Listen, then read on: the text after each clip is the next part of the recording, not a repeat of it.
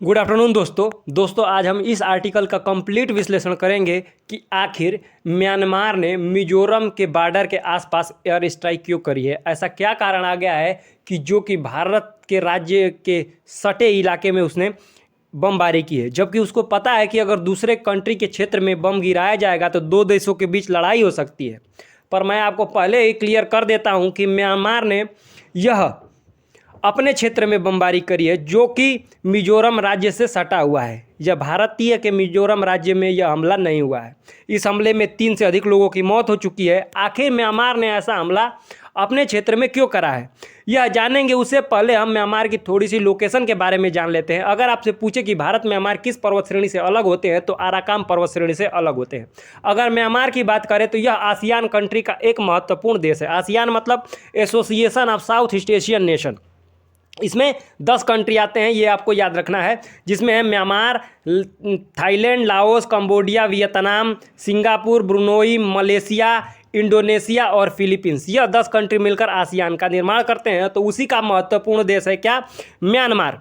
और यह अपनी सीमा भारत से शेयर करता है, जिसके भारत का मिजोरम राज्य अपनी सीमा इससे शेयर करता है।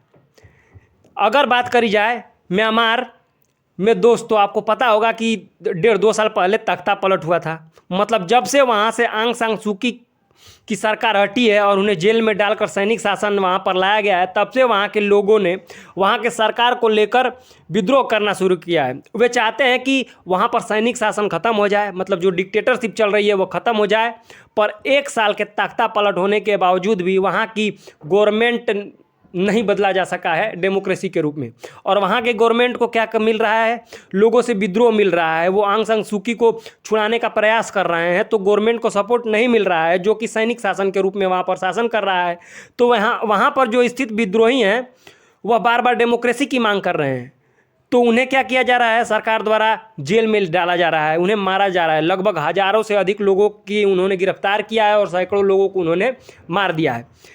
इन डिक्टेटरशिप के विरोध में वहाँ पर एक सैन्य संगठन खड़ा हुआ है जिसका नाम है चीन नेशनल आर्मी, CHIN। चाइना नहीं है, यह चीन नेशनल आर्मी है, जो कि वहाँ के मोस्ट पावरफुल मिलिटेंट ग्रुप है। चूँकि ये ग्रुप वहाँ के वर्तमान सरकार के विरुद्ध कार्य कर रहे हैं। फिर क्या था कि उनको तबाह करने के लिए, उन्हें डिस्ट्रॉय करने के लिए, जैसे कि अफगानिस्तान में तालिबान एक्टिव था, उसी तरह यहाँ पर यह एक्टिव है। तो उसको ख़त्म करने के लिए उनके हेडक्वार्टर कैंप विक्टोरिया में उन्होंने हमला करा। और यह हमला मिजोरम और म्यांमार की सीमा पर लगे रिवर तियाऊ पर किया गया, पर म्यांमार ने अपने साइड में करा है, ये आपको ध्यान रखना है। चूँकि यह नदी मिजोरम राज्य से भी सीमा टच करती है, जिसके कारण मिजोरम और म्यांमार की सीमा पर लगे जो कुछ गाँव हैं, जिसमें से क्वांगबंग और फारकाओं में पावर एक्सप्लोजन के जो भूकंप टाइप के महसूस किए गए हैं वहाँ के लोगों द्वारा। वहाँ के लोगों द्वारा कहा गया कि जब हमला हुआ तो ऐसे लगा कि यहाँ पर बहुत तेज़ी से कंपन हो रहा है। अगर चीन नेशनल आर्मी का बात करी जाए तो चीन नेशनल आर्मी, वह उनका कहना है कि हम अपने देश के डेमोक्रेसी के लिए कार्य कर रहे हैं। हम चाहते हैं कि यहाँ पर जो डेमोक्रेसी स्थापित की जाए और जो ये डिक्टेटरशिप चल रही है वह ख़त्म हो जाए। चीन नेशनल आर्मी का इस हमले के बाद कहना था कि म्यांमार ने यह हमला जानबूझकर यहाँ के सिविलियन पर करा है ताकि वे हमारे फैमिली को मार सके और हमें अंदर से तोड़ सकें। पर हमारा उनके विरुद्ध अपने देश की आज़ादी के लिए कार्य चलता रहेगा। अब अगर हम भारत के नज़रिए से देखें तो दोस्तों, तख्ता पलट के बाद भी हमारा रिश्ता म्यांमार से बहुत ही अच्छा चल रहा है। वे हमारी मदद करते हैं, जो भारत के पूर्वी राज्य को तोड़ने का प्रयास करते हैं, उन मिलिटेंट को मारने में।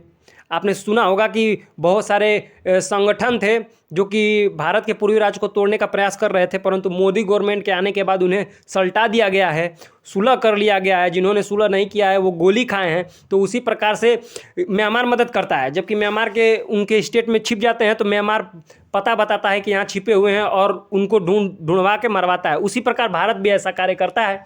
तो ये आपको ध्यान देना है कि यह म्यांमार ने अपने रीजन में हमला किया है, भारत के रीजन में हमला नहीं किया है। तख्ता पलट के बाद भी भारत और म्यांमार का रिश्ते अच्छा है। इसका भी दोस्तों कारण है, भारत ने तख्ता पलट के बाद भी म्यांमार का विरोध क्यों नहीं किया, इसके भी बहुत महत्वपूर्ण कारण है दोस्तों, भारत का पूर्वी राज्य से जोड़ना। अगर आपको पता होगा तो भारत केवल पूर्वी राज्य से अगर बात की जाए तो चिकन नेक के थ्रू जोड़ता है। अगर कोई भी कंट्री हमारे चिकन नेक को अलग कर दे तो हमारा पूर्वी राज्य बिल्कुल अलग हो जाएगा। इसी के कारण भारत ने म्यांमार से अपना रिश्ता मजबूत करा है और वहाँ पर कालादान मल्टी मॉडल प्रोजेक्ट का निर्माण करा है, जो कि म्यांमार के सिटवे पोर्ट को अपने कोलकाता से जोड़ेगा, ताकि हम नॉर्थ ईस्टर्न स्टेट में या फिर ईस्टर्न स्टेट में आसानी से क्या करें, कनेक्ट कर सकें। यह कार्य भारत किसको देख के कर रहा है? चाइना को देख के कर रहा है, क्योंकि इस समय पाकिस्तान हमारे लिए थ्रेट नहीं है, हमारे लिए सबसे बड़ा थ्रेट चाइना है। तो उसी को देखकर हम लोग क्या किए हैं कि इसका निर्माण किए हैं, ताकि जब हमारे ऊपर विकट परिस्थिति आए या फिर हमारी व्यापार की बात हो जाए या फिर ट्रेड कर सके, तो हम समुद्र के माध्यम से सीटवे पोर्ट पर जा सके, आसियान कंट्री से क्या कर सके, कनेक्ट हो सके और वहाँ पर अपना व्यापार कर सके। और दूसरा है चाइना को रोकना। अगर चाइना हमारे चिकन नेक पर हमला करता है तो हम क्या करेंगे कि हम कोलकाता से आसियान होते हुए, मतलब म्यांमार होकर, हम क्या करेंगे, अपने ईस्टर्न स्टेट से कनेक्ट कर सकते हैं। तो दोस्तों, यह थी आज की विश्लेषण कि म्यांमार ने आखिर हमला क्यों करा है। तो म्यांमार ने हमला अपने रीजन में करा है और वहाँ पर इसलिए करा है कि वहाँ पर चीन नेशनल आर्मी, ये आपको याद रखना है, चीन नेशनल आर्मी जो कि किसकी आर्मी है? म्यांमार की आर्मी है, वहाँ पर एक्टिव है। तो उसे मारने के लिए करा है। और उन्होंने ऐसा क्यों करा है? क्योंकि उनका मानना है कि वह एक मिलिटेंट ग्रुप है जो कि देश को तोड़ने का प्रयास कर रहा है, जबकि चीन नेशनल आर्मी का कहना है कि हम अपने देश की आज़ादी के लिए यह कार्य कर रहे हैं। होप करता हूं दोस्तों आपको यह विश्लेषण अच्छा लगा हो।